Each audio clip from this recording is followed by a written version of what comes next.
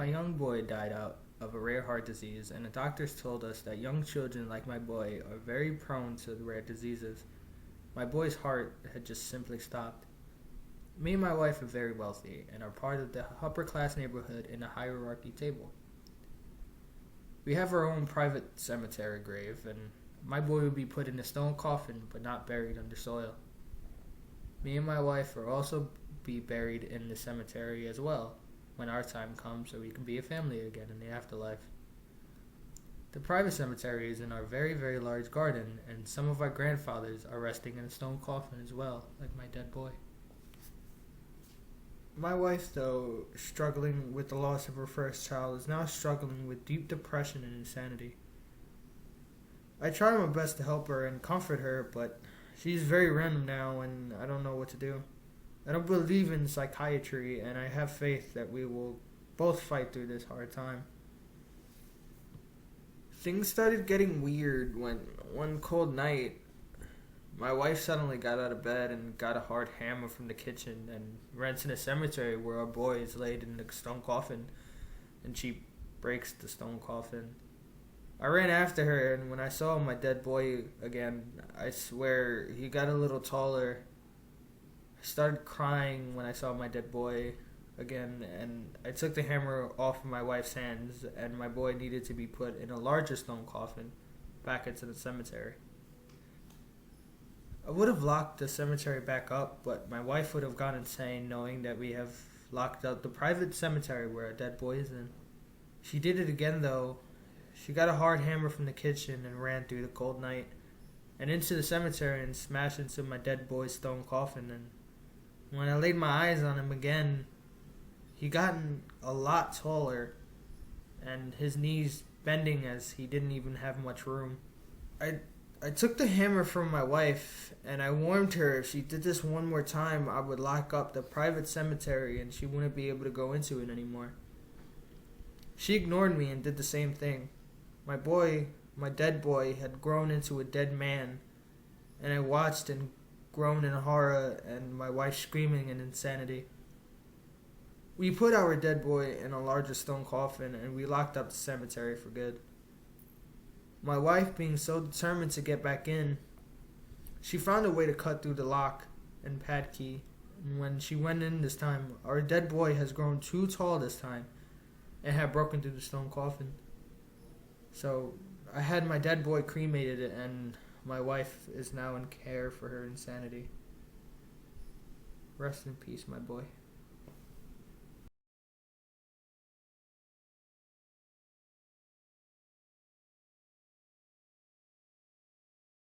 Here's a paranormal true story told to me many times by my mother. When my mom was a teen, she went to a friend's house for a sleepover. We'll call her Ashley. It was her and three other girls. Ashley's parents went out for the night, but were recording a movie on the TV in the living room, so the girls stayed in Ashley's room. One of the other girls, we'll call her Sarah, is pretty dark and thought it would be fun to bring a Ouija board. My mom had a previous shocking Ouija board experience, but clearly hadn't learned her lesson. So the girls are pushing the dial around, of course convinced the entire time the others are pushing it. Finally, they got a spirit. After asking it stupid questions, they went to asking it typical questions, like, can you prove you're here? After a while, it finally agreed, and the TV in the living room went out. This was in the 80s, so it was one of those old box TVs, the kind where when you turn it on, the picture starts as a small dot in the middle of the screen, and then quickly fills the entire space. Well, when the TV came back on, it literally looked like someone was pushing the picture from the inside. They all freaked out because this was definitely not normal. Luckily, some guy friends stopped over at this time and dragged them out to go to the mall. The girls told them what happened, and of course they didn't believe them. Finally, they got back to Ashley's house, and they wanted to prove that they were telling the truth. Remember the movie that was recording? Well, this was the same movie playing in Ashley's room. So they checked the recording to see if the screen was also pushed in from the other side. Maybe it was a glitch from the program. but it wasn't. They went back to Ashley's room and tried to get the spirit from earlier to show the guys they were telling the truth. They finally got it, and it would ask to show itself. They asked if it could do the TV trick again. It replied, yes. They asked if it can do it. It answered, no. The questions continued this way until they got impatient and finally asked, then what are you going to do to prove that you're here? It started spelling K-I-L. My mom realized what it was trying to spell and threw the board over before it could finish. She knew that it was trying to spell the word kill. It would indeed fulfill its promise. The girls freaked out again and gave the board to the guys to get rid of it. They didn't believe the board anyway, so the guys just took it and left. The girls decided they should just relax and go to sleep. They laid down in Ashley's room and turned the lights out. Everything's quiet and they're almost asleep when all of a sudden the light turns on. The girls are frozen and just look at each other. They try to come up with an explanation and Sarah turns the light back off. A couple minutes later, after Sarah lays back down, the lights pop on again. They debate on if they should turn the lights off again or just stay up. They decide to stay up and talk and play other games to get their mind off of what just happened. Just as they finally get their minds off of it, the light goes out. They all scream and Sarah jumps up immediately to turn the light on. Again, a few minutes later, it goes out again. The girls all together this time go to turn the light on. They try to get their minds off of it again when the light goes out a third time. That was it. They were not going to be able to stay. They called the guys from earlier and went out to party for the rest of the night. Sleep was not happening that night. Whenever my mom tells me this story, she's just so thankful nothing worse happened. She truly believes that the spirit they contacted could have easily locked the house up and kept them from going out.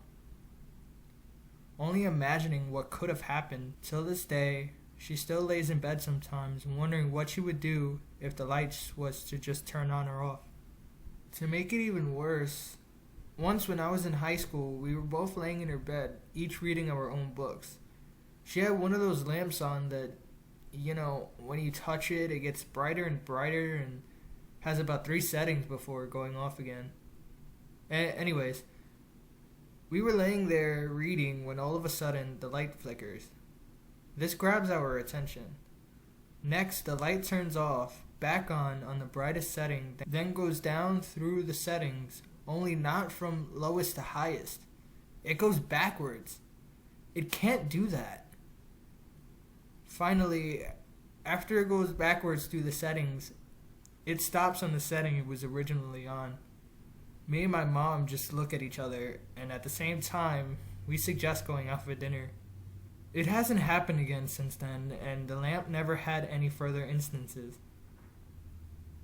It gives me chills to this day. Although I didn't personally experience the original occurrence, I too lay in bed and am frightened over the thought of the light might just switch off. Hey guys, I just wanted to apologize for not uploading in a while. I got really sick. I had sores in my mouth, so I couldn't speak. And then after that, I just had a very terrible 2 weeks. There was a lot of personal issues that I had to take care of, and I don't know. I couldn't bring myself to upload. But I'm back now. I'm going to try and keep a schedule, maybe a short video Thursday and a big video on Friday, something like that.